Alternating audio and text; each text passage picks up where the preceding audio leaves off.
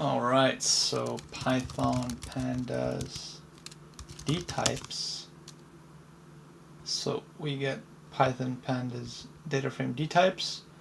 So what does dtypes do? It returns the dtype, so the data types in the data frame. It returns a series with the data type of each column. The results index is the original data frame's columns. Columns with the mixed types are stored within the object dtype. See the user guide. Alright. So let's import pandas as PD, import numpy add np, and let's make a data frame with different data types. So df is PD data frame. Now we're going to add some different data types. So float is equal to 1.0. Then we have int equals to 1. Made a mistake here.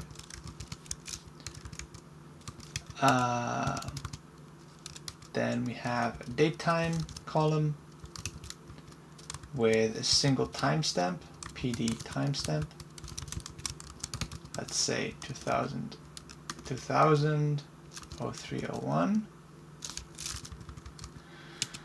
And then finally we have a string which we name foo bar or foo, whatever. So, alright, I made a small error here. This of course should be a comma here. Alright. So our data frame now has different types of data. So this is a timestamp, this is a float, this is an int, this is a string. So df types now gives back the data types where anything gives back the data types.